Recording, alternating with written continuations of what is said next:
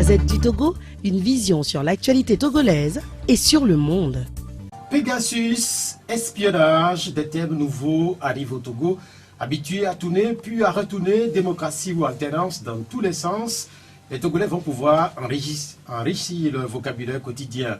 Depuis le début de la semaine, ils parlent de Pegasus venu d'Israël ou encore d'espionnage, généralement attribué aux grandes puissances. Le Togo serait-il devenu une grande puissance à l'insu de ses populations? L'espionnage aurait-il remplacé les habituelles répressions ou violences politiques? Le week-end dernier, le pays avait flirté à nouveau avec ces violences puisque le débat sur les miliciens en politique avait refait jour. Heureusement qu'à ce jour, ni acteurs politiques ni religieux ne se sont plaints. Mais en parlant de plaintes, celle portée par les Adiakli reste pendante à la justice. L'audience n'aura plus lieu le 12 août. Elle a été reportée au 19. Qu'est-ce qui peut expliquer ce décalage? Le 19 sera-t-il le bon et pour les juges, les plaignants, les accusés et le contribuable togolais? Un observateur lâchait récemment que le contribuable togolais est quotidiennement pressé tel un citron ou une orange. N'a-t-il pas raison quand, dans le même temps, ou presque, une étude de l'INSEED confirme une forte présence de la corruption au Togo? À quoi servent en vérité les milliards ou les dizaines de milliards de CFA que se permettent de détourner certains Togolais? Comment comprendre que le pays soit contraint dans le même temps à faire des emprunts ou à se faire aider pour satisfaire ses besoins? Parmi ces besoins, les équipements des centres de soins. Les hommes en blouse blanche brandissent une menace de grève à partir de la semaine prochaine. Le Saint-Fort finira-t-il par s'associer au mouvement? En attendant, on peut se réjouir que l'autre secteur, marchand de pair avec celui de la santé, le secteur de l'éducation, réussit à finir son année en organisant les examens.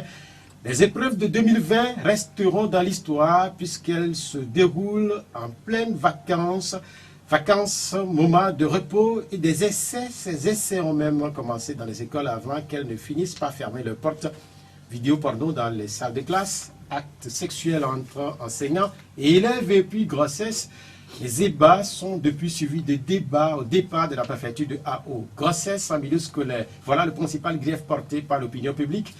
Le Togo doit-il réveiller une vieille loi dite du 10 mars qui condamnait tout enseignant ayant confondu ses propres élèves à ses maîtresses? Les Togolais doivent-ils finalement manifester pour sauver leur école? On sait que quand les Togolais manifestent, c'est généralement pour plus de démocratie dans le pays, pour plus de réformes et contre la mise à zéro du compteur posté au bout du mandat présidentiel. Plusieurs pays font désormais les mêmes expériences. En Guinée ou en Côte d'Ivoire, Alpha Condé et Alassane Ouattara se positionnent pour un troisième mandat, compter un premier mandat selon ses partisans. Le Togo n'a-t-il pas suffisamment inspiré dans la sous-région? Par ailleurs, au Bénin, plusieurs communautés n'hésitent pas à monter au créneau avec la célèbre formule d'une certaine époque au Togo. Nous, population, supplions son Excellence à être candidat. Bienvenue au D12. Merci de nous Pegasuser sur 105.5. Le D12 accueille les responsables de la nouvelle entité politique au Togo, Dimon, Oré et Ouro Dikba Tchatibi. Chers invités, bonjour. Bonjour. Comment vous allez? Très bien. Le D12, c'est au 96 50 34 37 et puis 70 43 09 70 avec une mise en onde de Vincent Selas. Boga Koudoyor, Ouro Dikba Tchatibi, c'est la première fois que vous venez au D12, c'est la première fois que moi je vous rencontre de si près. Je vous ai découvert en 2017 autour des manifestations du PNP. Dans quel état êtes-vous aujourd'hui, puisqu'on sait qu'à l'époque vous portez une certaine revendication, des revendications qui n'ont pas finalement abouti. Dans quel état êtes-vous aujourd'hui? Merci beaucoup de nous recevoir ici et je profite de l'occasion pour saluer et remercier toutes les auditrices et tous les auditeurs de Pyramide FM. Dans quel état d'esprit je suis à l'instant où nous sommes? Oui, je suis serein.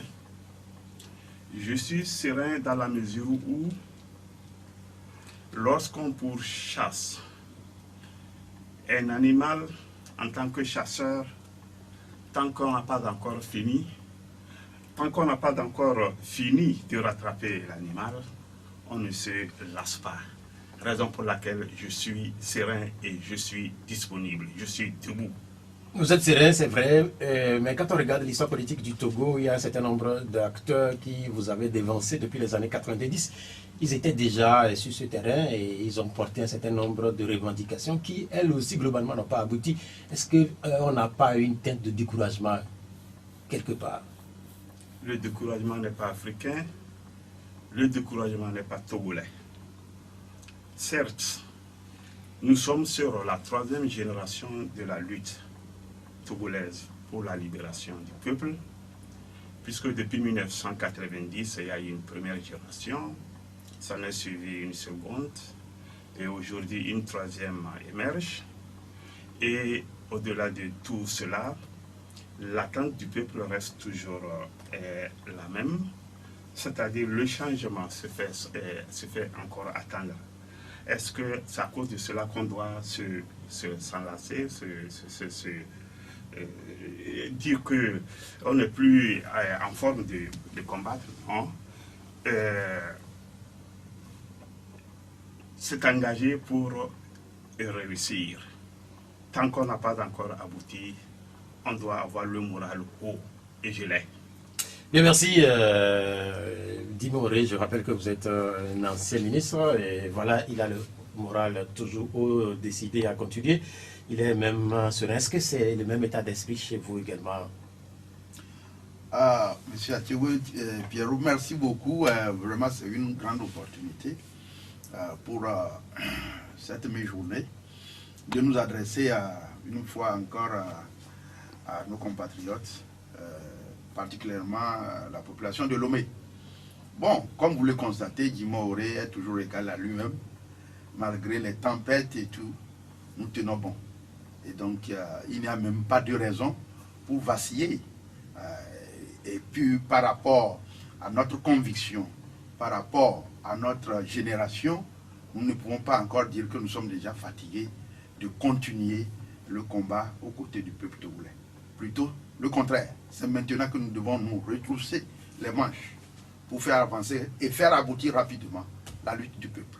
Et quand vous évoquez le peuple togolais, ce peuple togolais se pose des questions parce que quand il regarde un peu à côté, dans les autres pays, ce peuple-là constate que les revendications portées notamment par ceux qui le représentent ou ceux qui sont devant la lutte, ces revendications rapportent des fruits. Mais au Togo, ça fait une trentaine d'années, à un moment donné, le peuple lui-même il commence à se poser des questions, notamment sur ceux-là qui le représentent ou qui sont devant la lutte. Oui, c'est une question de temps. Le temps finit par s'imposer à tout le monde. Voilà. Et donc, dès que le temps, par rapport à la libération du peuple togolais, va sonner, personne ne pourra résister.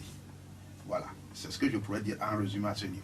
Quand vous évoquez le temps, à un moment donné, autour de 2017, je m'adresse là à Ouro Di Patatipi, autour de 2017, beaucoup avaient cru que ce temps-là était venu. Et au final, le régime a pris, comme on le dit, le poil de la bête. Le régime est devenu beaucoup plus fort, puisque par la suite, les élections qui ont suivi, le régime les a tous gagnés, et haut la main, carrément, on peut dire. Est-ce que là, on n'est pas parti pour avoir l'alternance, peut-être dans une cinquantaine d'années? Oui, apparemment, l'on peut penser comme ça, comme quoi il y a de cela des lustres, la lutte a été engagée, aujourd'hui les résultats se font attendre, et que, comme la question a été posée, est-ce que ce peuple-là est en droit d'espérer? Oui, moi je dis que oui, parce que c'est Mandela qui dit que le grand homme, pour le grand homme, ce n'est pas de ne pas tomber, mais c'est de pouvoir se relever à chaque fois que l'on tombe. Donc aujourd'hui, si hier, les facteurs de réussite ont manqué à notre lutte, c'est ça qui a fait qu'aujourd'hui, nous sommes en train de constater l'échec, parce qu'il faut le constater. Ça fait 30 ans environ, la lutte est menée, il n'y a rien qui se pointe à l'horizon. Nous voulons l'alternance, nous voulons le changement démocratique. Rien de tout cela ne se fait sentir. Oui, on peut se dire que nous sommes dans une situation d'échec, Mais certains échecs sont annonciateurs de la victoire.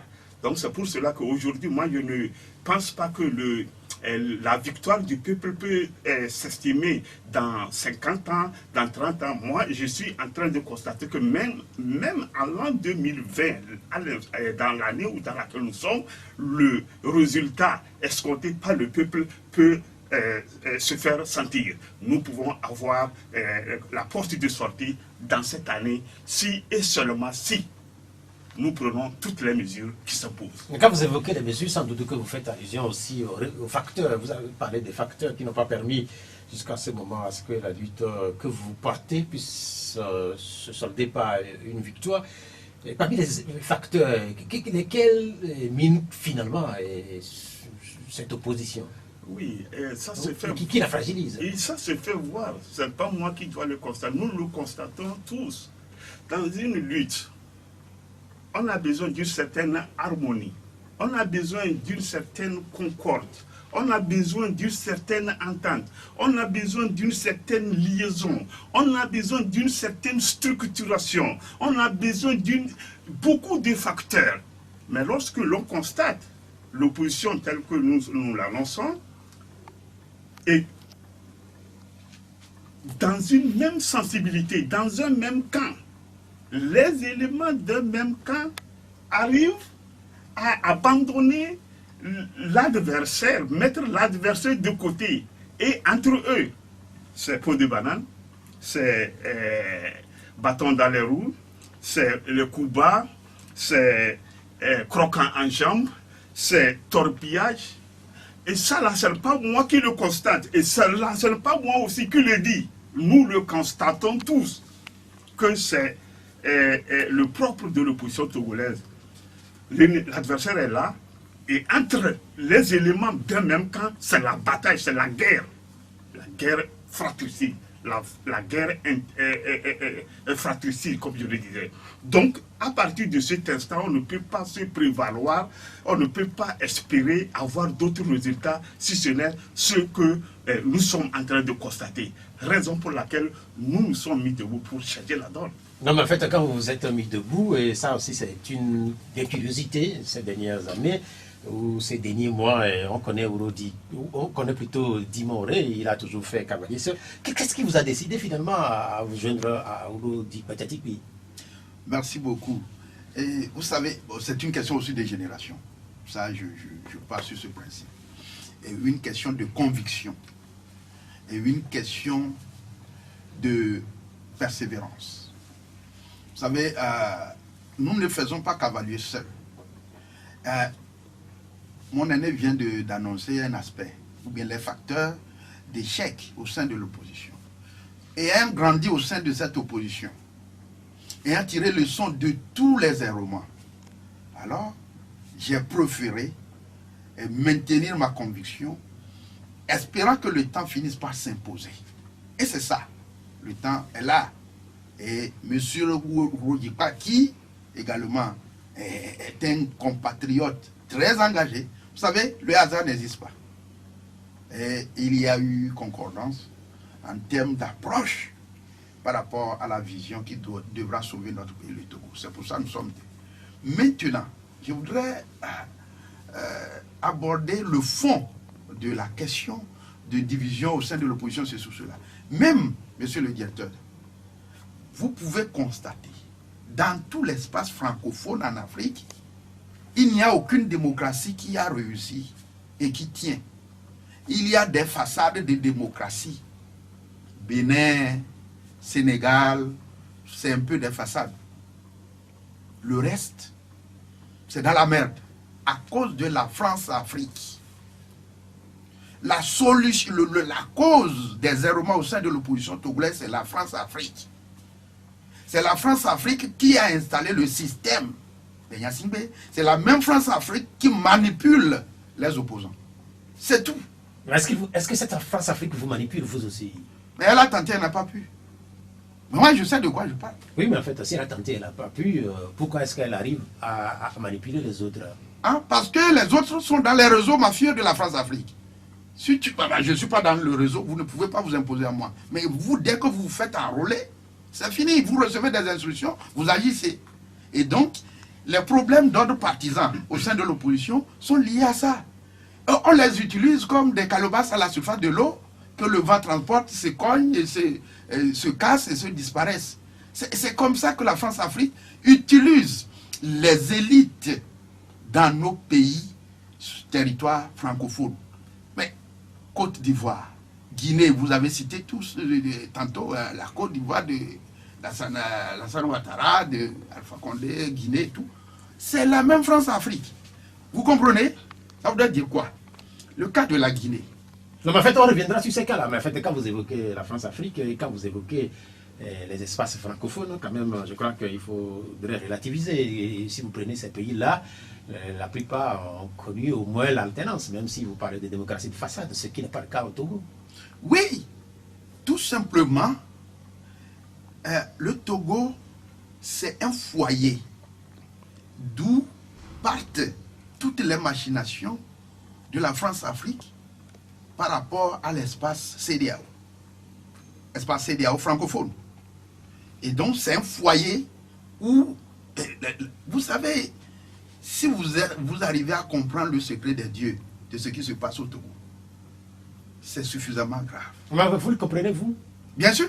Ok, on en parlera sans doute, mais en fait, ce qui intéresse les Togolais, c'est cette union, cet attelage avec Aurodikwa Tchatipi qui dénonçait il y a quelques instants les difficultés au sein de l'opposition du Togo, la duplicité, la guerre de leadership, les pots de banane. Mais vous-même, on vous avait découvert autour de Tipi Tchadam. Et les Togolais n'ont pas compris pourquoi est-ce que cet attelage aussi n'a pas duré. Qui vous dit qu'il y a un problème à la matière? Mais aujourd'hui, vous n'êtes plus au PNP. Oui, je ne suis pas au PNP. Oui, mais ça veut dire qu'il y a problème. On ne s'était pas engagé pour PNP, on s'était engagé pour le Togo.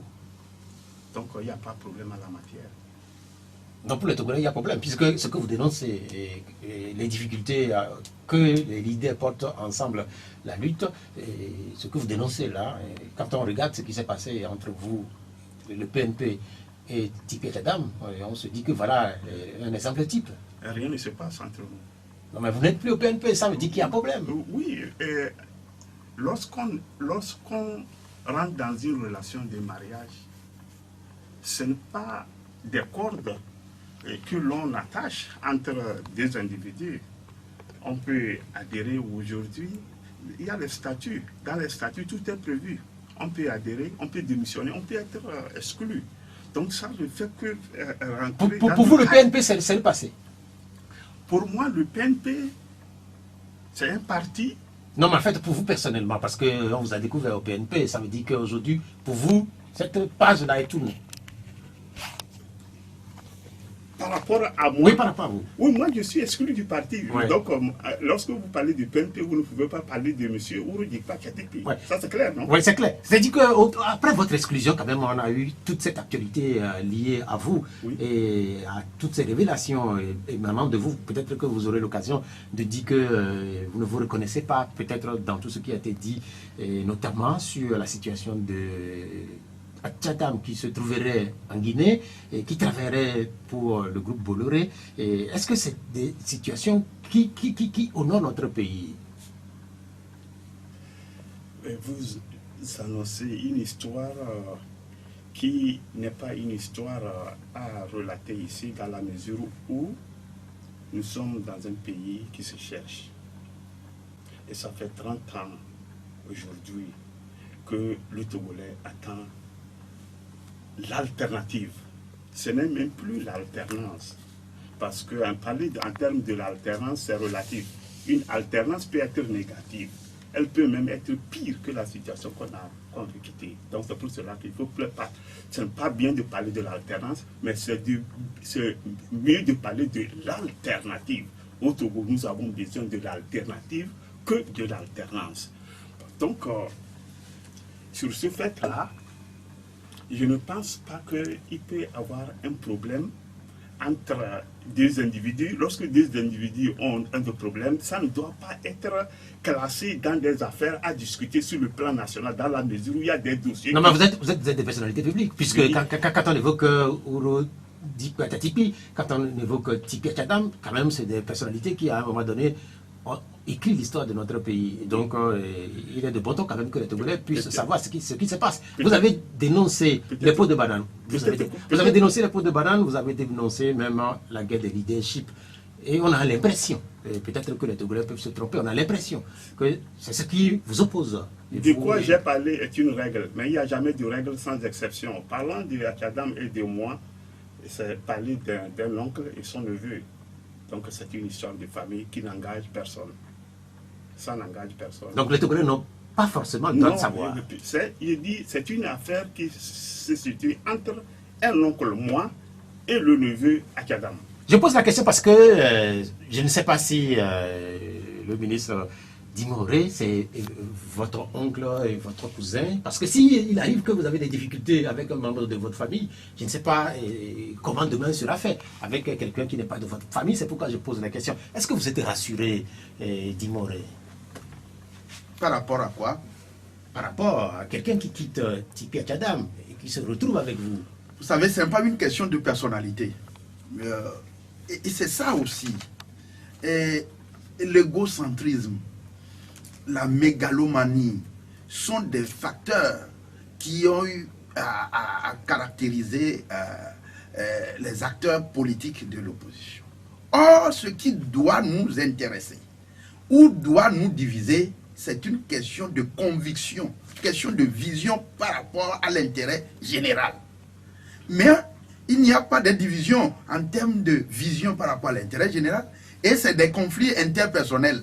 On ne va pas badiner avec la vie de tout un peuple dans des conflits interpersonnels. Mais Guimond aurait dit, avec sa formation politique depuis 2014, pour régler le problème de notre pays, passons à une étape de transition. Ça, c'est une vision, c'est une proposition concrète. S'il devait avoir division, que ça soit par rapport à cette vision, et non pas parce que c'est la tête de X ou la tête de Y. Ce n'est pas ça le problème. Vous voyez? Et donc, maintenant, il y a une concordance des esprits dans ce sens. D'autres forces partagent cette vision. Et c'est ça l'essentiel. Mais que c'est Kodjo, c'est Yawa, ils se mordent le nez ou pas, ça n'intéresse pas les Togolais. Mais la vision. Quel leader porte telle vision et que cette vision pourrait arranger l'intérêt général? C'est tout. Ce que vous appelez les visions, je crois que presque tous les Togolais ou tous les leaders qui se sont succédés au sein de l'opposition depuis les années 90, ils vous diront la même chose. Ils veulent que le Togo change, ils veulent que ce pays puisse avancer. Vous êtes restés deux, mais à un moment donné, on vous avait retrouvé à trois, parce que pour la toute première fois que vous êtes adressé aux Togolais, sans avoir créé sans doute votre creuset, il y avait à vos côtés Nathaniel Olympio. Aujourd'hui, vous êtes restés deux. Est-ce que on peut savoir ce qui s'est passé entre-temps? Ou non, il n'y a pas de... Vous savez, il ne faut pas... Il venait de le dire tantôt, il ne faut pas traîner sur les petites considérations. Conviction, vision, intérêt général, c'est ça. Avec M. Olympio Nathaniel, nous nous étions retrouvés juste pour une conférence de presse et attirer l'attention des participationnistes que c'est mauvais. Ne vous engagez pas pour une énième fois, 7e parodie d'élection présidentielle, c'est mauvais. Arrêtez ça. Laissez-le tout seul. C'est ce que nous avions fait à trois. Et puis par après, nous deux nous avons dit, il faut avancer rapidement, il faut aller plus loin que ça. Et nous avons créé le creuset. Il y a d'autres forces qui sont avec nous, qui ne s'affichent pas pour le moment. Donc, on sera ensemble, même avec M. Nathaniel Olympio, avec d'autres. Mais attention, nous avions bien précisé dans le contenu de notre déclaration liminaire, pas des gens qui sont sous influence des réseaux mafieux. Quand vous dites que vous serez encore ensemble, dans certains milieux, on doit commencer par sourire, parce que être ensemble au Togo, notamment au sein de l'opposition, on sait globalement les résultats. Vous serez ensemble avec qui? Et qui n'ont jamais fait d'autres regroupements avant? Nous serons ensemble avec ceux qui ne sont pas sous influence des réseaux. Nous les connaissons. On se connaît. Voilà, il n'y a pas un opposant togolais ou une personnalité politique togolaise qui ne connaît pas Djimoré, que Djimoré ne connaît pas. Est-ce que vous pensez que sans les réseaux, vous aurez des résultats? Et avec les réseaux, on a quel résultat? Dans certains pays, les réseaux ont permis d'avoir des résultats. C'est faux. Voilà, je vais vous donner des exemples. C'est l'amalgame là que le président Gbagbo a fait, et aujourd'hui, cet amalgame a coûté toute la souffrance à lui et à son peuple. Mais un nationaliste comme Gbagbo, à l'époque, ne pouvait pas compter sur l'appartenance de son parti à l'international socialisme pour arriver au pouvoir. Or, il a fait. Mais, le revers de la médaille, il a encaissé les coups. Or, c'est quelqu'un, un patriote et un panafricaniste engagé, et tout, mais qui a profité des réseaux et des partis socialistes. À l'époque, c'était le premier ministre Jospin qui était à la tête du gouvernement. Ils l'ont aidé. Mais par la suite, c'est ça. Et par la suite, il ne voudrait pas terminer ses engagements qu'il avait pris. Ouattara est arrivé. Vous savez les conditions dans lesquelles Ouattara est arrivé. C'est grâce au réseau. Ça, ce n'est pas le peuple. Mais quel est le résultat? C'est le gouffre qui s'annonce encore. Bien, Alpha Condé est arrivé au pouvoir en Guinée, grâce au réseau. C'est ça qui étonne. Alpha Condé, c'est un des éléments de la France-Afrique. Alors, il arrive au pouvoir, ça ne change absolument rien. Voyez-vous? Donc, le cas du Togo n'est pas atypique. C'est que les élites, la France a réussi à telle enseigne que la situation est comparable au schéma suivant. À l'époque où les négriers descendaient, ils avaient trouvé des rois complices. Ce ne sont pas les négriers qui rentraient à l'intérieur du continent africain à l'époque pour organiser la razzia ou les razzias. C'était des chefs complices qui les aidaient à ce que la traite négrière se réalise. Au moment de la colonisation, c'est pareil. Maintenant, le néocolonialisme qui se poursuit, c'est les élites. Ce ne sont pas les têtes intelligentes qui manquent pour nos pays. Mais c'est ces élites qui ont accepté de se faire enrôler dans ces réseaux mafieux qui sont utilisés contre les peuples respectifs. C'est à ce niveau du débat. Maintenant, quelles sont ces personnalités? Quelles sont ces élites dans nos pays qui sont capables, courageuses, de dire non à ces réseaux? Je peux citer l'exemple du président Nicéphore Soglo. Mais les réseaux l'ont balayé après un seul mandat. Je peux citer l'exemple du président Alpha Oumar Konaré. Voilà des personnalités qui ont essayé de tenir quelque chose. Sinon, tout le reste, tous les présidents dans l'espace francophone, à part les deux là, de 90 à nos jours, c'est les réseaux. Mais maintenant, quand vous prenez le cas du Togo, qui vous comparez par exemple à Nicéphore Soglo ou à Alpha Konaré sur l'échiquier togolais, qui éventuellement peut donner espoir de résultats à l'opinion publique togolaise? Djimoré par exemple? Nous sommes en train de former la pépinière. Et nous en appelons à la prise de conscience de la présente génération. Vous, même vous, les journalistes, se font enrôler dans ces réseaux. Des jeunes, pour avoir de l'emploi, avoir de la promotion, il faut se faire enrôler. Quand est-ce que... Ça se fait, on s'enrôle où? Bon, alors, si vous voulez, après, vous cherchez, vous fouillez. Si vous voulez vous faire enrôler dans un cercle mafieux, vous fouillez. Ce n'est pas ici, ce n'est pas à moi de décrire cela. Mais je voudrais vous dire, notre mission fondamentale, ayez le courage d'attirer l'attention de la présente génération, de ne pas se faire enrôler dans les cercles mafieux pour être complice du colonialisme qui se poursuit, de l'esclavage qui se poursuit dans nos pays respectifs. En bref, quand on vous comprend, c'est que vous voulez qu'on ait un nouveau type d'Africain. Carrément. Bien, pour merci. Mettre fin. Bien, merci. Parlons maintenant du Creuset. Le Creuset, le nom, ça sonne un peu les années 70. On a parlé du RPT, on a parlé du Creuset national. Et pourquoi avoir pris cette terminologie, le Creuset? Qu'est-ce que ça signifie? Le Creuset national pour la transition CNT. On dit l'union fait toujours la force. quand vous rentrez, moi je suis infirmier, lorsque vous rentrez dans la brousse, Vous êtes infirmier? je suis infirmier. Mais en fait, les gens disent que vous êtes allemand. Certains disent que vous êtes carrément Je allemand. suis allemand. Au niveau de l'allemand de l'Europe, il y a aussi des fermiers. Hein. Vous êtes infirmier allemand? Non, non, fermier togolais, mais citadin en Allemagne. Et lorsque vous rentrez dans la forêt, vous allez voir certains insectes qu'on appelle les termites. Le temps d'aller au champ revenu, vous allez retrouver qu'elles ont déjà fait leur termitière.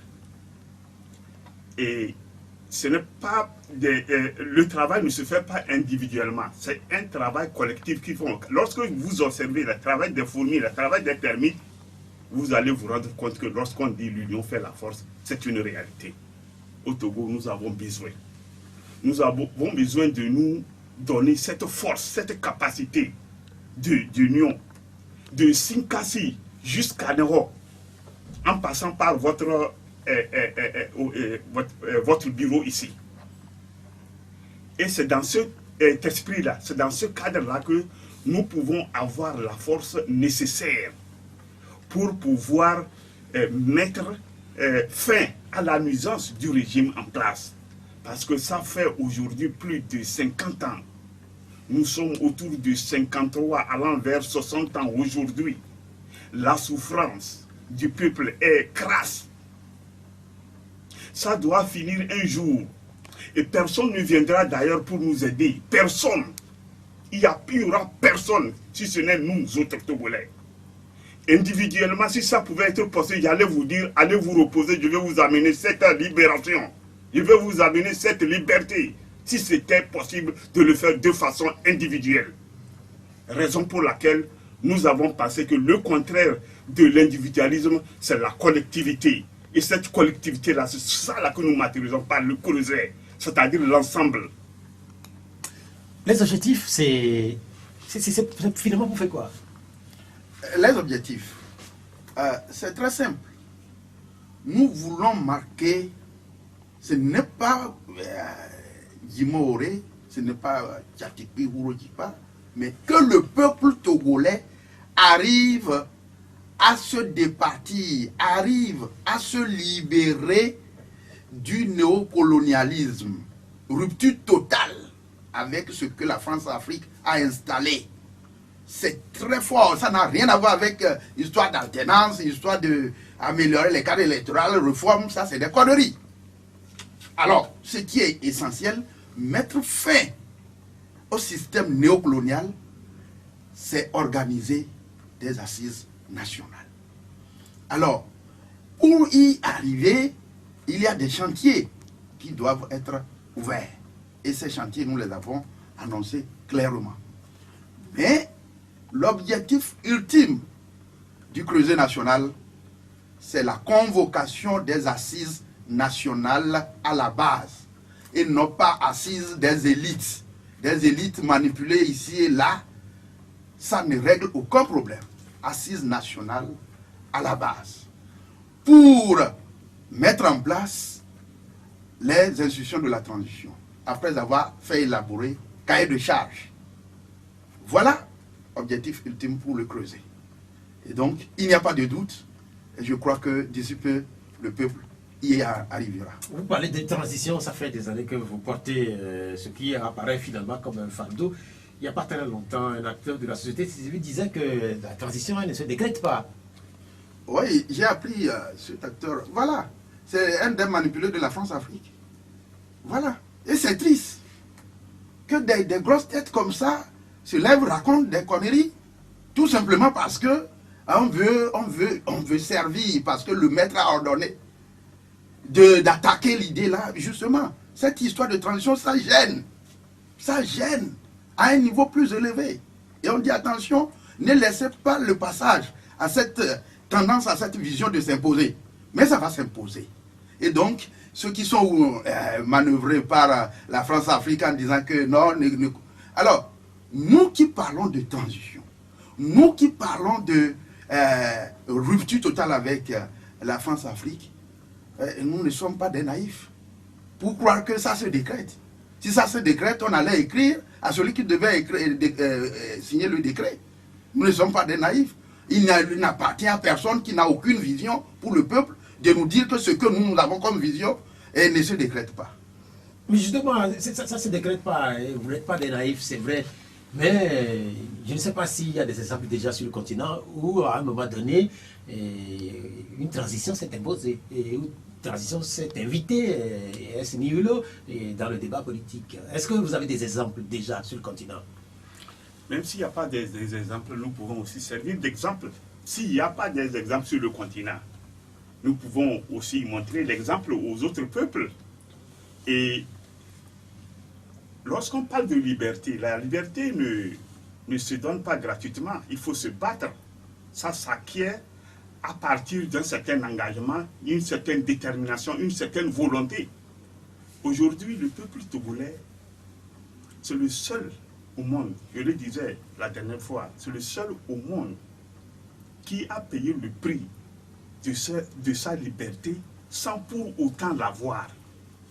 Et à lui seul, il a payé le prix de tous les pays qui sont dans la quête de cette liberté dans leurs pays respectifs, réunis. Et aujourd'hui, cela se fait encore attendre. Et lorsqu'on ne prend pas des mesures draconiennes, on ne peut pas espérer l'avoir. Or, la situation est telle que nous avons besoin de cela de façon incessante.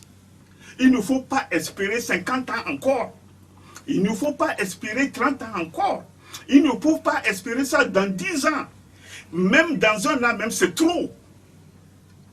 Et là, nous sommes obligés, l'élite dans un pays a le devoir de montrer la voie.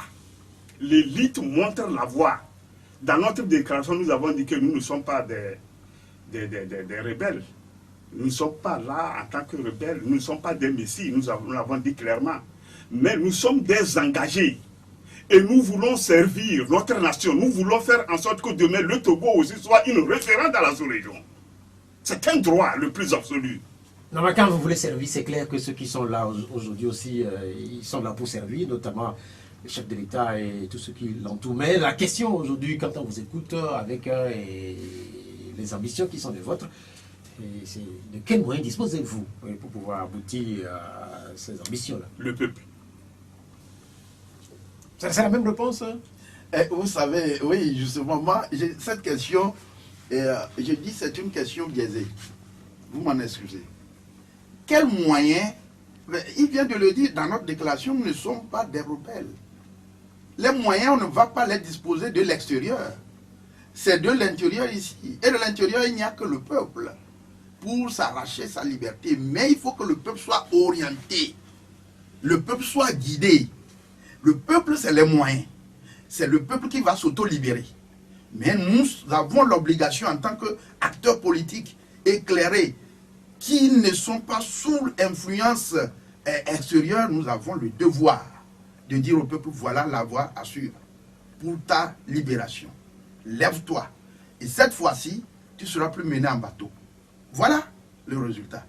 Mais je vous dis, tous ceux qui servent aujourd'hui dans nos pays, espaces francophones, pour la plupart, c'est des ouvriers de la France-Afrique. Le problème, c'est trois choses. C'est la France. C'est la franc-maçonnerie. Et c'est la monnaie franc CFA. C'est les trois problèmes qui organisent l'esclavage qui se poursuit aujourd'hui au Togo et ailleurs. Alors, comment est-ce que vous pouvez dire que vous êtes acteur politique et que vous combattez un système des dominateurs, des prédateurs, et en même temps vous êtes dans des cercles avec ces mêmes des dominateurs, en combattant le système qu'ils ont installé pour nous exploiter, pour nous dominer. Et c'est ce qu'ils font, et ils donnent des garanties, ce qu'on appelle la chimère de l'éternité au pouvoir. C'est ce qu'ils donnent comme garantie au régime que vous avez comme celui du Togo. Dans ces conditions, il faut être diamétralement opposé à des mesures de compromission et faire avancer le peuple vers la terre promise. Le peuple togolais, c'est clair que c'est un petit peuple, mais là, vous posez un problème qui va au-delà du peuple togolais, puisque vous vous attaquez à la France-Afrique. Est-ce que c'est finalement, est-ce que c'est pas utopique? Quand on vous écoute, vous vous attaquez à la France-Afrique, vous vous attaquez à la franc-maçonnerie, vous vous attaquez au franc CFA. Le peuple togolais, c'est moins de 7 millions ou 7 millions d'habitants. Et pour un problème qui concerne des dizaines, sinon des centaines de millions d'Africains. Merci beaucoup. Mon aîné vient de le dire. Et il faut que le peuple togolais montre l'exemple. Si le peuple togolais arrive à s'imposer et à dire non, et la France-Afrique plie bagage, et l'esclavage prend fin, et ça va inspirer d'autres peuples à le faire. Vous savez, si ce n'est pas la situation de cette histoire de France-Afrique, on ne serait pas en train de quitter nos territoires pour l'Occident et aller mourir dans l'océan, dans la mer Méditerranée. Combien d'Africains ne meurent-ils pas tous les jours dans des embarcations de fortune? Et c'est les mêmes prédateurs qui tiennent des régimes qui détruisent nos peuples, qui détruisent nos pays ici, et nous empêchent en même temps de ne pas rejoindre leur pays. Mais la Belgique vaut quoi en termes de nombre et en termes d'espace par rapport au Togo? Mais la Belgique, ce petit pays, a eu à faire soumettre et continue à utiliser le peuple de la RDC. Vous comprenez? Et donc le Togo, les 7 millions, c'est déjà un nombre suffisant pour l'autolibération. Ce qui devait se passer, et on ne devait pas vivre cette situation aujourd'hui, c'est qu'on devait avoir à l'époque des courageux comme Sékou Touré, comme Lumumba, comme Sankara, et qui ont été Ouyobé du Cameroun, qui ont été tous assassinés ou à la limite embrigadés. Et les autres sont des traîtres au profit des dominateurs. Et au jour d'aujourd'hui, le Togo, ce qui est pire encore, c'est que le Togo n'est pas seulement à la merci des dominateurs france-africains, mais il y a d'autres prédateurs aussi. Lesquels? Si vous ne le savez pas, Non, moi je ne sais pas. le partenariat avec la Chine, c'est nuisible. Le partenariat avec la Chine, c'est nuisible pour le Togo. Aujourd'hui, si la Chine décide, elle ferme votre aéroport là. Vous n'avez aucun mot à dire. C'est vrai qu'au-delà de la Chine, il y a d'autres pays. Il y a d'autres pays. Qui Donc, s'intéressent au continent africain. Mais la question que je pose, qui me taraude l'esprit, c'est votre ambition, elle est tellement grande. Et vous faites référence à Sékou Touré, vous faites référence à Lumumba, et vous n'avez pas parlé de Sylvanus Olympio, mais vous parlez par exemple de Thomas Sankara. C'est des personnalités qui ont porté, c'est vrai, un idéal africain qui malheureusement a tourné coup. Est-ce que vous ne pensez pas que vous allez vous engouffrer dans les mêmes voies? Il y a un proverbe de chez nous qui dit que, quelle que soit la nuisance d'un sorcier, il a toujours la dernière victime de sa prédation. Donc aujourd'hui, la liste est longue de tous nos, je ne veux pas dire nos martyrs, mais nos héros à travers l'Afrique qui se sont battus pour que l'Afrique se libère, mais qui sont tombés dans les pièges des prédateurs. Et que est-ce qu'aujourd'hui on ne peut pas craindre cela à nous autres? Non, nous avons l'espoir de pouvoir passer en étant en vie et en étant en forme pour servir non seulement notre pays, le Togo, mais en même temps l'Afrique tout entière. Vous vous adressez sans doute au peuple togolais, c'est pour le peuple togolais que vous dites vous battez, mais ce peuple-là est soit issu majoritairement unir, soit issu majoritairement un certain nombre de partis politiques déjà ancrés sur le terrain. Comment est-ce que vous arriverez, vous, à trouver votre place? merci beaucoup. Non, aucun peuple ne suit uni. Vous avez parlé tantôt qu'après 2017, il y a eu des élections et le régime les a remportées haut les mains. Ça ne fait pas honte pour notre pays? Vous allez nous dire que 2018, là, ça a été une élection relative, ça c'est élection. la nomination des individus qu'on envoie au Parlement. Vous appelez ça élection? Communal, vous appelez ça élection? Justement, ce saupoudrage-là, il faut balayer tout cela. C'est pour ça que nous sommes engagés.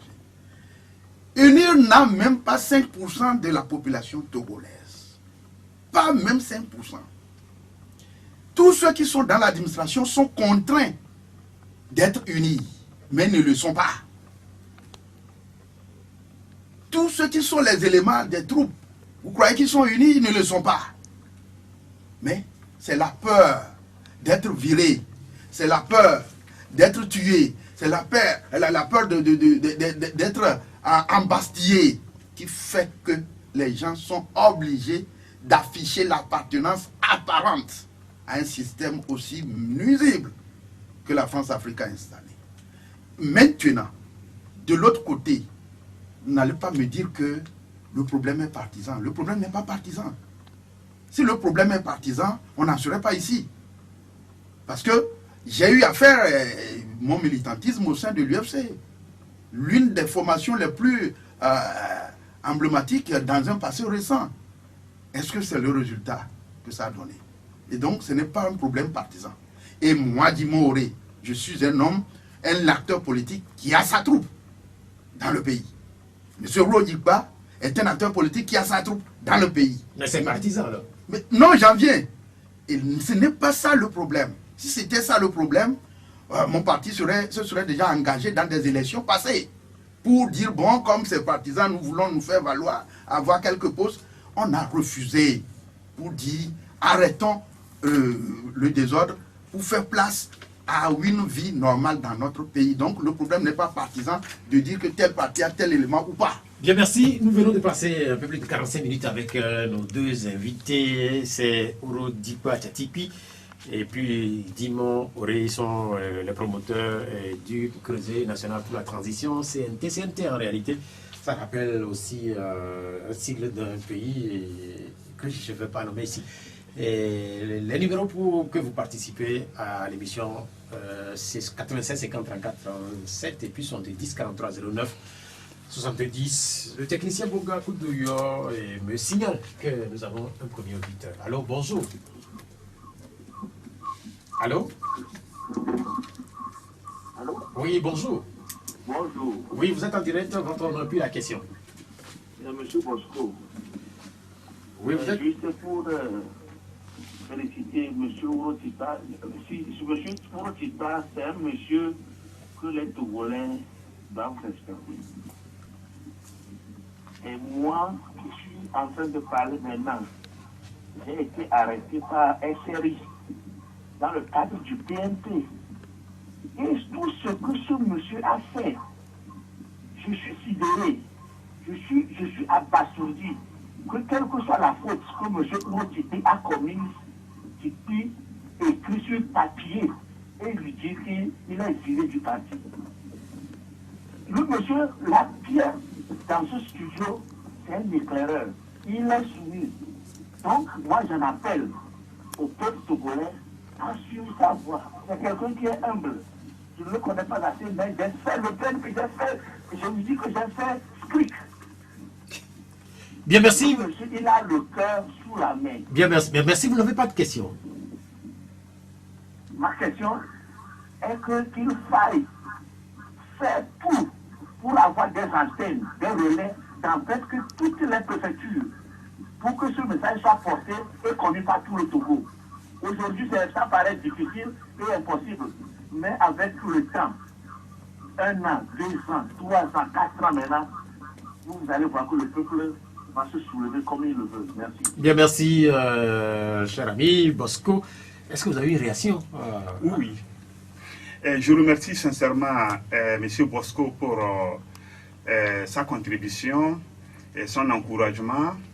Ils sont des milliers de Togolais à travers le Togo à être dans le même esprit. Ils sont aussi des milliers aussi au niveau de la diaspora qui sont dans ce même état d'esprit. Raison pour laquelle je voudrais profiter de cette antenne, de cette occasion, pour remercier sincèrement tous nos compatriotes de Sinkasi jusqu'à nous. Et à travers l'Afrique, à travers l'Europe, à travers l'Occident, l'Amérique, Canada, tout, à travers le monde entier, ceux qui ont été de cœur, ceux qui, lorsque j'étais au niveau de SCRIC, ont prié pour moi, et qu'après cela, avec toutes les difficultés que j'ai eues, qui sont restées derrière moi, qui m'appellent et qui me soutiennent, je suis véritablement reconnaissant, et je leur demande de rester debout, parce que la victoire n'est plus loin. Bien, merci. Nous retournons au téléphone pour le deuxième auditeur. Allô, bonjour. Oui, bonjour. Oui, votre nom? Oui, c'est Félix. Félix.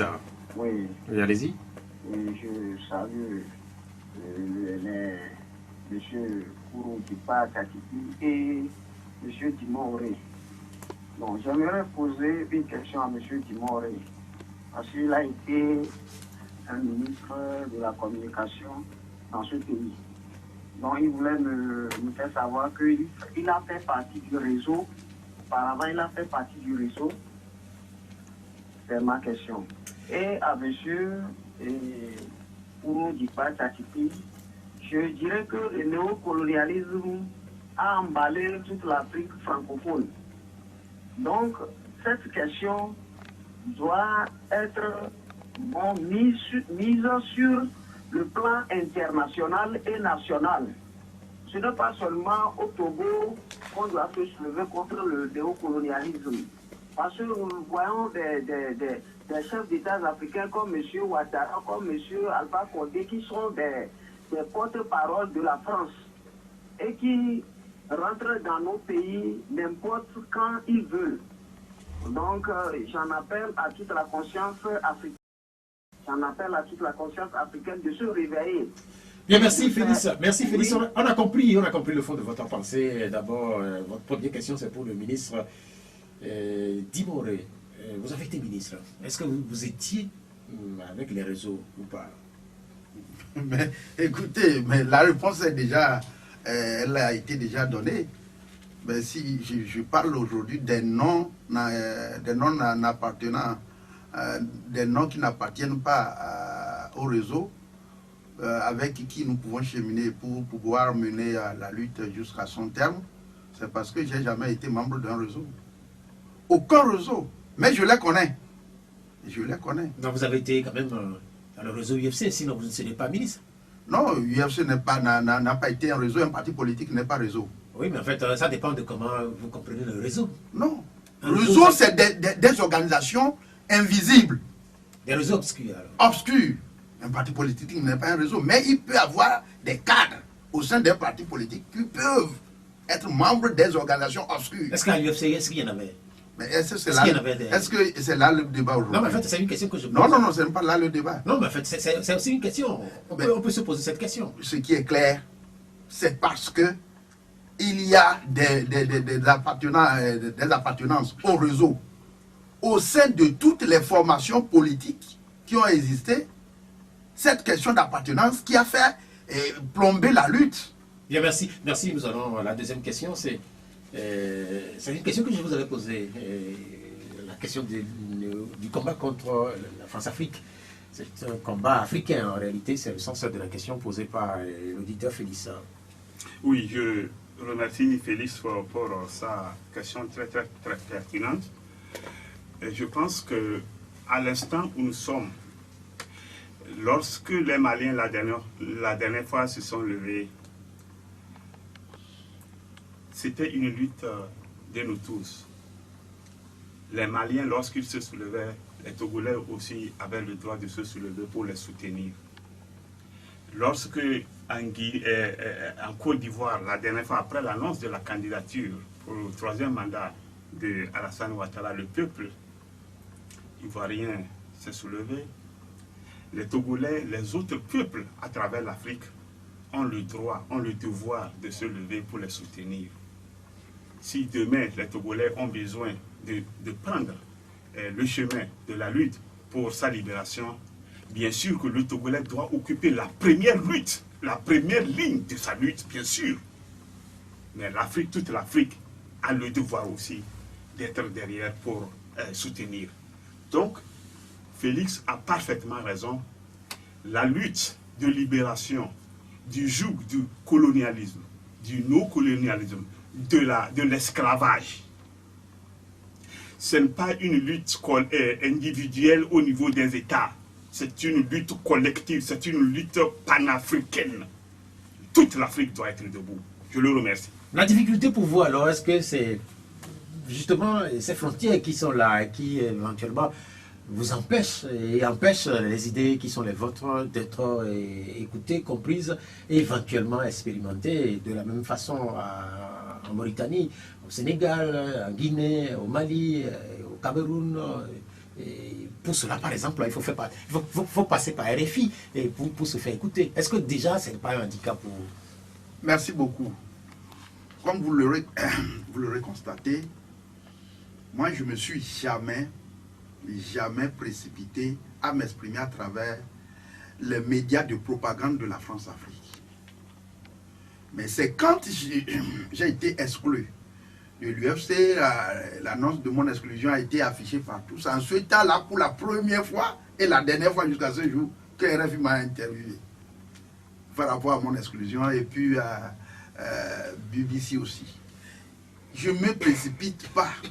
Vous savez, il y a une formule selon laquelle, quand vous êtes acteur politique, il faut aller se faire valider à travers les médias des Occidentaux pour se faire accepter au sein de la scène internationale. C'est pour ce fait que la plupart de nos aînés font la cour aux médias, RFI, ceci. Ce n'est pas ça le problème, ce n'est pas là la solution. Nous n'avons pas besoin de passer par les médias de propagande de l'esclavage, de propagande du colonialisme. Est-ce que vous avez d'autres médias? Est-ce que nous avons d'autres médias? On n'a pas besoin d'avoir les médias internationaux avec nous avant de pouvoir faire notre révolution. En réalité... C'est un handicap de taille. Non, en réalité, c'est très simple. C'est très simple. Il s'agit d'avoir dans nos pays des leaderships sans influence. Et s'il y en a au Bénin, il y en a au Sénégal, en Côte d'Ivoire, Togo, ça n'est déjà, et puis au Mali, par-ci, par-là, eh bien, ce sont ces leaderships qui vont se mettre ensemble pour pouvoir déboussoler la France-Afrique. On n'a pas besoin d'aller crier à travers RFI pour pouvoir faire partir la France-Afrique au Togo. Si tel est le cas, elle ne partira jamais. Bien, merci. On va retourner au téléphone pour un troisième auditeur. Je rappelle également que j'ai des questions qui sont envoyées par les auditeurs et les amis qui nous regardent, notamment à travers Facebook. Nous allons vous soumettre ces questions dans un instant. Et le temps de retourner au téléphone avec l'ami qui est là, le troisième auditeur. Allô, bonjour. Bonjour. Oui, votre nom. C'est M. Issa. Oui, Issa, vous êtes en direct, allez-y. Oui, bon, c'est pour remercier les leaders. Après, en matière de la tenance pour Togo, nous, la population, nous sommes à la croisée des chemins. Parce que, à ce moment-ci, il y a des courageux qui ne savent pas mettre sur pied d'autres stratégies pour sauver la tenance qui sont les bienvenus.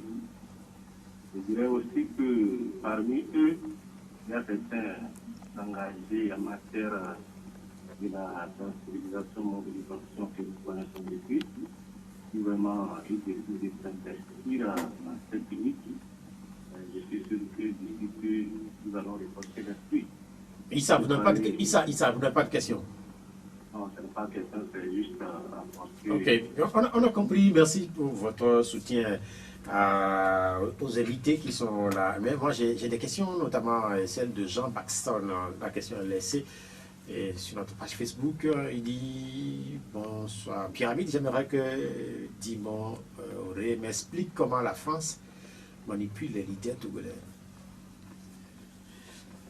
Est-ce que ça fait partie des enjeux majeurs d'expliquer comment est-ce que la France manipule les acteurs politiques togolais? Mais ce qu'il faut savoir, tous les dialogues qui ont eu lieu et qui ont échoué, c'est de la pure manipulation. C'est tout, c'est de la pure manipulation. Je vais donner un exemple précis, le cas du Congo-Brazzaville, entre l'ancien président Lissouba et puis Sassou Nguesso. si vous lisez très bien, un Lissouba qui fut élu président à l'époque par le peuple. Mais c'est les réseaux France-africains qui l'ont manipulé et l'ont fait enrôler pour l'assurer d'un règne de longévité. Et la même France-Afrique, en ce temps-là, préparait le retour de Sassou Nguesso. Et c'est des cadavres pour le Congo. Vous savez, Bénin à côté ici, pour faire renverser démocratiquement le président Soglo, c'était l'opposant Adrien Ngweji, et qui fut manipulé au deuxième tour et soutenir le président Kérékou pour renverser Soglo, et après faire entorse même à leur procédure, le nommer Adrien Ngweji comme vice-président, ou bien, alors que ça n'existait même pas dans leur constitution. Togo, d'une manière précise, je ne sais pas quel leader, les aînés avec lesquels nous avons fait, qui n'a pas été influencé. Et je peux donner son nom, que tel leader n'a pas été influencé à un moment donné. Non, mais quand vous parlez d'influence, c'est différent de manipulation. En réalité, il y a une nuance. Manipulation influence tout. Les dialogues avant, à l'ouverture des dialogues, ils sont appelés. Comment est-ce que le régime fonctionne? C'est le régime qui manipule. Ce n'est plus la France-Afrique. Mais le régime, c'est l'intermédiaire. C'est l'intermédiaire. Le grand patron, c'est la France-Afrique. Si nous trois, autour de cette table, nous menons une lutte digne de ce nom, quand la mayonnaise prend, qu'est-ce que le régime fait en provenance, des institutions en provenance de la France-Afrique? C'est qu'on te colle. On te colle une personnalité qui te dit qu'il n'y a que toi qui est la solution, c'est toi que le régime voudrait pour le remplacer. C'est toi la bonne personne. J'en veux pour preuve. À l'époque de la transition qui avait démarré et qui n'avait pas abouti, le Premier ministre Kofigo, depuis Paris, a déclaré qu'il était partisan d'une démocratie inclusive au moment où il y avait des élites ici au ACR qui parlaient de dissolution du RPT. Et puis après, on a dit non, M. Edem Kodjo, c'était lui l'homme de la France. C'est ce dont la France a besoin pour faire partie du régime. Et Edem Kodjo était devenu le bon disciple. C'était les Agoïbo qui étaient les mauvais, les méchants. Mais quand le tour d'Edem Kodjo est passé, Agoïbo était devenu le bon disciple. Et les Inévis, des bons disciples. En ce temps-là, Jésus-Christ, c'est le criminel. C'est le radical. Quand lui aussi, il est devenu bon disciple. C'était Fabre, le radical. Fabre aussi, avalé par le truc, il est devenu bon disciple. C'est le tour d'Adjada, le mauvais. Ainsi de suite. C'est comme ça que ça se passe. Il faut arrêter cette mascarade-là. Mais en fait, tout ce que vous citez là, c'est quand même des adultes. Et vous croyez que quoi? La France-Afrique, ce n'est pas pour les mineurs. Ce n'est pas pour les mineurs. Vous avez évoqué un nom, Edem Kodjo, vous savez qu'il est mort, et une messe a été célébrée à sa mémoire hier du côté de Paris. Edem Kodjo, vous l'avez connu? Oui, je n'ai pas pratiqué la personne, mais lorsque nous étions en pleine lutte au niveau de la coalition, quoi qu'on dise sur la personne, qu'on l'aime pas, j'ai eu à faire une expérience autour de sa personne, parce que malgré qu'il était dans la discrétion, un jour il a canalisé, il nous a balisé la voie pour que nous puissions rencontrer certaines responsabilités d'une certaine sommité au niveau du Ghana, au niveau de Accra. Et une délégation de la coalition a fait le déplacement dont je faisais partie pour aller rencontrer. Et c'est grâce à Edem Kodjo. Je profite de l'occasion pour prier pour sa mémoire, que la terre lui soit légère. Il y en a certains monuments de la lutte qu'on n'arrive pas à reconnaître, qui ont travaillé d'une manière ou d'une autre pour que le changement arrive. Mais ça ne s'est pas fait sentir à telle enseigne que des commentaires ça va dans tous les sens. Mais moi, personnellement, j'ai constaté que ça a été un engagé caché pour le changement, pour la démocratie au Togo. Je profite de l'occasion pour lui rendre hommage. Ce n'est pas fini. En pleine lutte de la coalition C14, j'ai vu aussi un autre monument de la lutte. Je vais parler de Yaovi Agbouibo. Malgré son âge, on était dans le cortège. Il marchait. On marchait de CPP jusqu'à Sainte Maria. Malgré son âge. Ça voudrait dire le degré d'engagement de la personne pour le changement démocratique dans notre pays. Aujourd'hui, il n'est plus que la terre lui soit légère. Je prie pour le repos de son âme. Je prie pour le repos de toutes ses âmes. Bien, mais merci. Vous avez été ministre, et voilà des anciens premiers ministres qui sont morts deux, dans un délai assez court.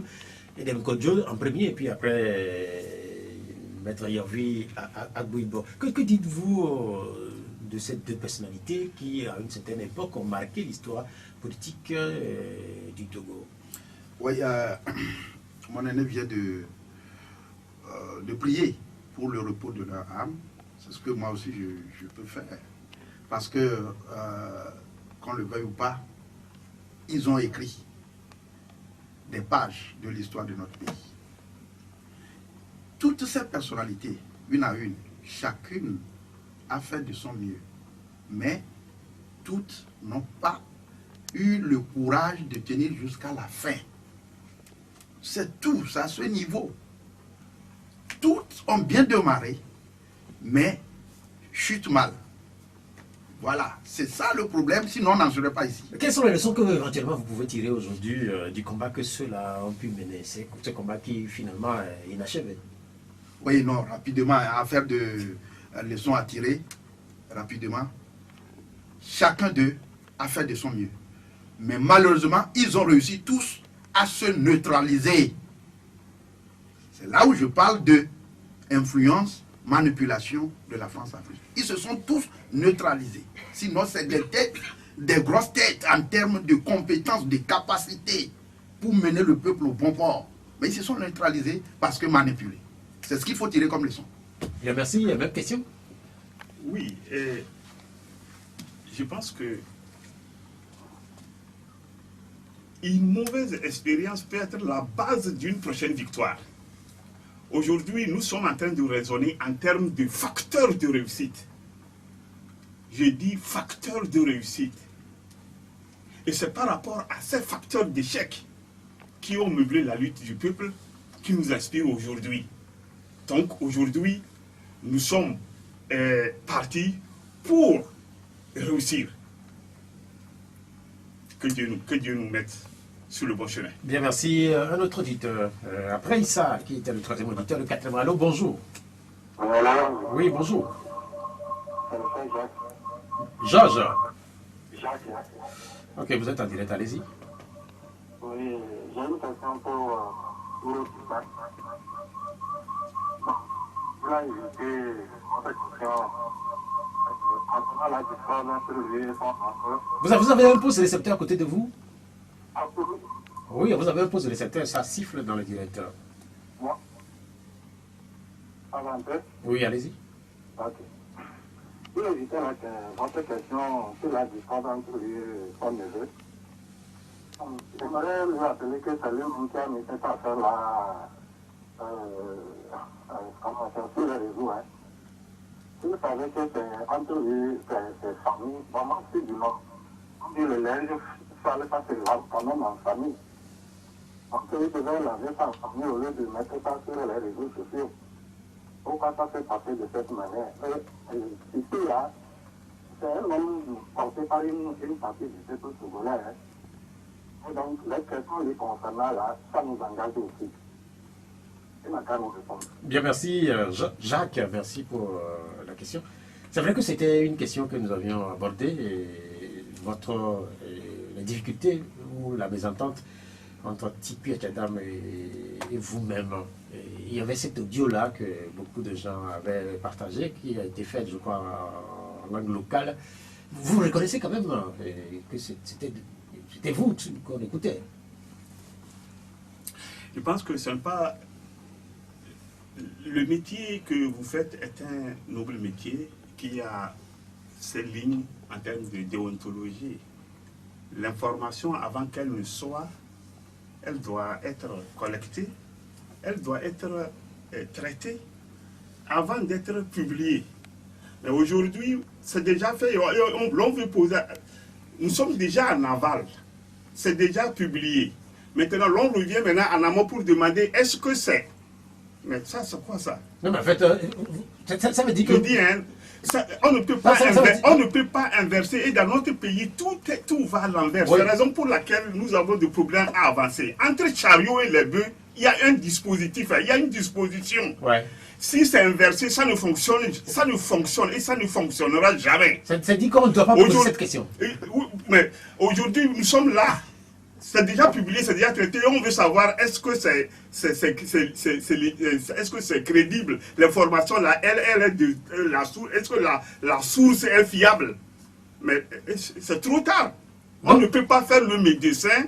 Je dis, on ne peut pas faire le médecin après la mort. Non, ce que je veux comprendre. Toute discussion privée est secrète. Oui, Je dis, toute discussion privée est secrète par rapport à la loi. Et lorsque une information qui a été enregistrée de façon illicite et qui a été publiée sans autorisation, on ne peut pas appeler cela l'information. Ça là, ça ne s'appelle pas information à être publiée. Ça c'est un colportage. Ça c'est un colportage et c'est passible. Non, concrètement, ce que vous voulez dire. Donc c'est pour vous dire que, oui, que c'est moi, que ce n'est pas moi. C'est déjà trop. La balle est déjà partie. Il y a déjà victime là. La balle est déjà partie. Ça a déjà atteint là où ça devrait atteindre. Et maintenant, on vient demander... Non, mais en fait, ce que je veux savoir, la question de Jacques, c'est que les Togolais n'ont pas besoin de poser des questions autour de ces audios-là. En fait, c'est votre ligne. Aujourd'hui, je suis en train de signer ma communication ici devant vous. Si j'ai une information à passer, je sais là où je dois passer pour le faire. Vrai ou faux? Non, je comprends. Oui, maintenant... que je suis en train de dormir et que mon ronflement soit enregistré et que ça soit publié et que vous voulez savoir est-ce que c'est de toi ou c'est de ça, alors que notre pays là est dans une situation catastrophique. On veut sauver le pays. J'ai une fois dit que nous devrons agir en tant que des sapeurs-pompiers pour notre pays. Oui, monsieur Ouroudi. Et maintenant vous venez... Non, mais en fait, quel est ce chasseur? Quel est ce chasseur-là?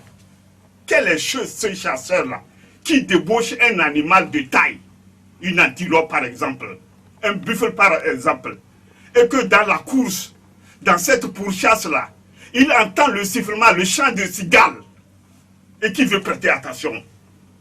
Quel est ce chasseur-là?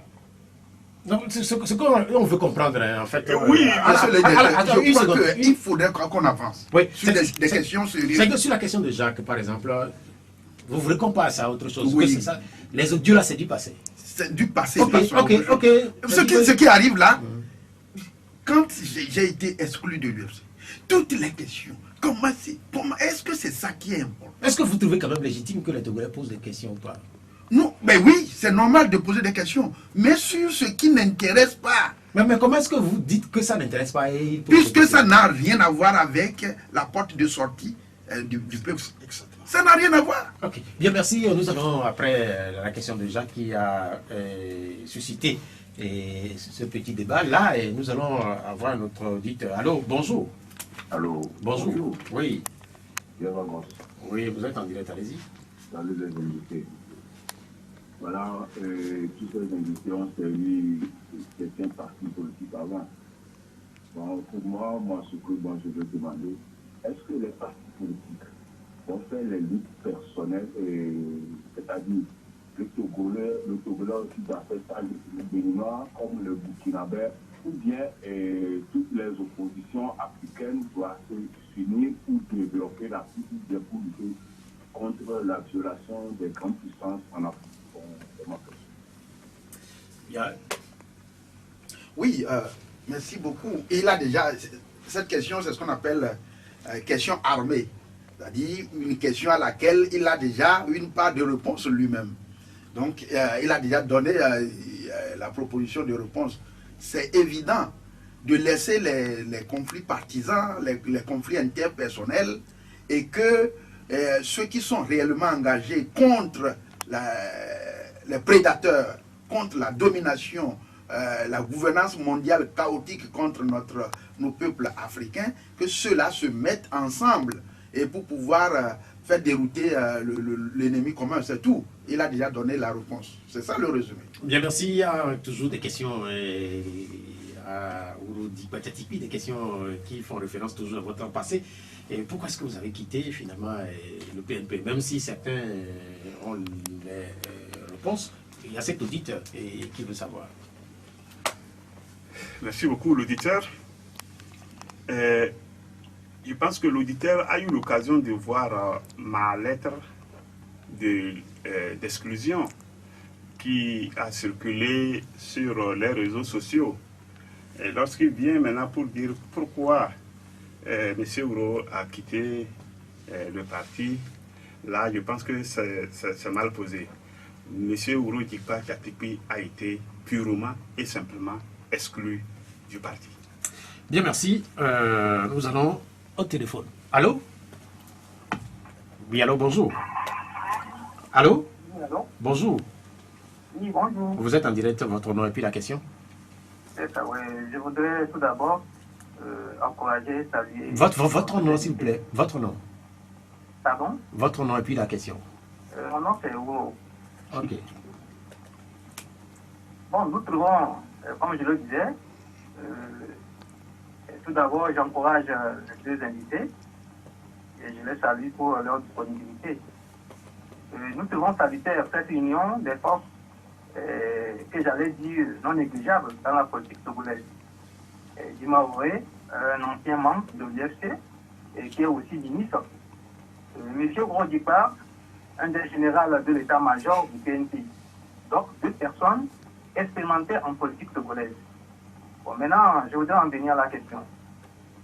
Je voudrais savoir si c'est une coalition que ces deux leaders sont en train de créer, et dans laquelle ils font appel à d'autres leaders politiques, ou bien c'est juste un ensemble pour appeler aux autres politiciens dans une idéologie de transition. Bien, merci Ouro pour votre intervention. Ouro Dikpa, votre homonyme vient de parler. Oui, oui. Je remercie l'homonyme parce que il vient de nous encourager et il savait avec beaucoup de respect que je lui fais aussi mon coucou. Est-ce que c'est une coalition? Est-ce que c'est un ensemble? Mais nous disons c'est creuset national pour la transition. Quelqu'un d'autre peut l'interpréter à sa manière, mais nous disons creuset national pour la transition. La différence ici, c'est que les meneurs doivent être sans appartenance au réseau mafieux. C'est ce que nous ajoutons. Des acteurs qui sont qui ne sont pas sous influence étrangère. Des acteurs qui ne sont pas manipulés et des acteurs qui vont se mettre aux côtés du peuple jusqu'à la fin. Allô? Oui, allô, bonjour. Bonjour. Oui, vous êtes en direct. Oui, allez-y. Bonjour à notre invité, bonjour le ministre. Bonjour à vous, bonjour. Une question, ma première question. Si, au moment que le ministre Maoré était pris une communication, si on a dit que on est à l'écoute de tous les Togolais, qu'on a acheté une machine qui coûte des milliards que les pays occidentaux n'arrivent même pas à payer, et nous, on a payé pour nous écouter, nous les citoyens. Vous allez donner l'ordre. Ce n'est pas que seul journaliste togolais qui a commencé ça, c'est un journaliste français, la presse française qui a fait sortir vous allez donner l'ordre à votre ambassadeur de porter plainte contre ce journaliste à l'extérieur ou bien quoi. La fois passée, nous avons su qu'on a porté plainte contre notre journaliste. Au Togo, on a sanctionné pour 3 mois et 6 mois. Et si vous êtes ministre, vous allez boiter ce pas-là pour sauver votre pays ou bien quoi, vous allez se taire. Ma deuxième question. Tout le monde veut l'alternance, tout le monde veut l'alternance. Au moment des élections, vous avez dit qu'il n'y aura pas l'alternance au cours des élections. C'est pour moi que j'ai entendu qu'il n'y aura pas l'alternance au moment des élections. Mais ce que vous avez en train de dire, qu'il faut que le gouvernement de transition, vienne, le gouvernement de transition ne peut pas finir comme ça. Il y aura quelque chose de coup et le gouvernement de transition sera. Donc, vous avez failli quelque chose, vous allez soutenir quelqu'un comme candidat et il a gagné, et vous allez soutenir et tout le monde va savoir que celui qui a gagné, et il y aura le gouvernement de transition. Mais il n'y a pas ça. Bien, mais merci beaucoup. Merci beaucoup. Merci beaucoup. Oui, on a noté votre question, elle est longue. Rapidement, le problème de notre pays n'est pas d'ordre électoral. C'est ce que nous disons. Le problème avant d'être électoral, c'est un problème politique d'envergure. Et il faut cerner le problème dans tout son ensemble. C'est ce que nous disons. On ne peut pas continuer à accepter des parodies d'élections pour espérer faire changer les choses. Et nous disons au niveau du Creuset, on ne parle pas d'alternance. On ne parle pas d'alternance dans une dictature. C'est ce que nous devons comprendre dans une dictature. On ne parle pas d'alternance. Vous alternez quoi? Alternance, c'est les régimes qui s'alternent au niveau d'une démocratie. Ici, on est dans une dictature pérenne. Et vous parlez d'alternance. Ce n'est pas possible. Et nous l'avons bien démontré à chaque instant que même si par hasard, il devait avoir changement de personnalité, c'est-à-dire que le Nofo Nyasingbe ne soit plus là-bas et que ce soit un autre qui prend la place, ça n'apportera aucune solution sans avoir déraciné l'arbre, sans avoir mettre fin à la France-Afrique, au Togo. On ne pourra pas construire notre pays. C'est ça le plus important. Bien, merci. La deuxième partie de la question, c'est concernant le Pegasus. Il y a cette question de révélation des journaux français et anglais concernant l'espionnage de certains acteurs publics au Togo. Est-ce que vous avez senti à un moment donné que peut-être votre téléphone soit mis sur écoute? Les Togolais sont toujours écoutés. L'histoire de Pegasus ou bien Pegasus, ce n'est pas une histoire nouvelle. Des rumeurs, on dirait que c'est Ouro aussi qui parle. Des rumeurs avaient coulé il y a longtemps, parlant de tables d'écoute qui auraient coûté à 900, même pas 200 milliards, mais à 900 milliards. Vous n'avez pas eu écho? Vous n'avez pas eu vent? On dirait aussi que c'est Ouro. Vous allez dire que c'est Ouro qui parle. Une table d'écoute, ce n'est pas aujourd'hui. Il y a de cela des lustres. Qu'on parle d'une table, une seule table qui aurait coûté à nous, à tous les contribuables togolais, à hauteur d'une bagatelle de 900 milliards de nos francs. Comment comprenez-vous quand même que... Comment peut-on comprendre cela? C'est la raison pour laquelle nous nous battons. J'ai dit, nous nous battons, ce n'est pas pour rien. Et les preneurs d'otages, et les otages eux-mêmes, nous sommes tous des otages.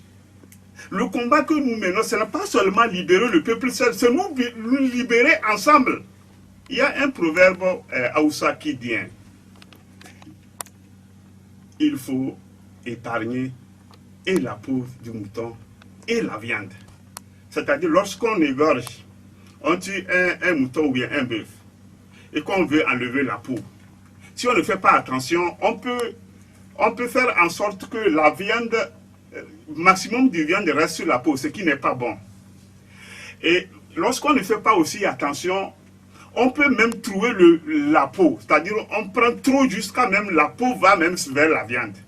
Et entre les deux, il y a l'équilibre. C'est-à-dire sauver à la fois la viande et la peau. Bien, merci, on a compris. Donc aujourd'hui, dans notre pays, la lutte que nous menons, c'est pour épargner à la fois la peau et la viande. Si quelqu'un n'a pas compris, il n'a qu'à m'appeler, j'expliquerai. Il y a une question de Daniel Badabon Zoubé. La question est adressée à Ouroudipa. C'est vous qui avez donné 15 sur 20 à la feuille de route de la CEDEAO. Qu'est-ce qu'elle est devenue, cette feuille de route? La feuille de route de la CEDEAO a été piétinée par la CEDEAO elle-même. Il fallait donner l'occasion au peuple togolais, à l'opinion nationale et internationale de constater, de faire le constat, parce qu'on n'arrête jamais le voleur sans qu'il y ait la main dans le sac. De donner l'occasion aux Togolais de se rendre compte de la mauvaise foi de la CEDEAO. C'est grâce à ce qui s'est passé ici, à 15 sur 20 que nous avons donné pour pouvoir faire en sorte que nous allions jusqu'au bout et aller voir, exposer le visage réel de la CEDEAO au reste du monde, que la dernière fois, le Mali s'est bien comporté dans ses revendications. Ce que les Maliens ont fait a quelque chose de l'expérience que les Togolais ont vécue lors du dialogue avec la CEDEAO. Donc, n'eût été cela, le dialogue n'allait pas aboutir. Il fallait faire en sorte que nous allions jusqu'au bout. Et ça a été fait. Tout le monde a fait le constat de la mauvaise foi de la CEDEAO. C'est une chose. C'est une grande chose.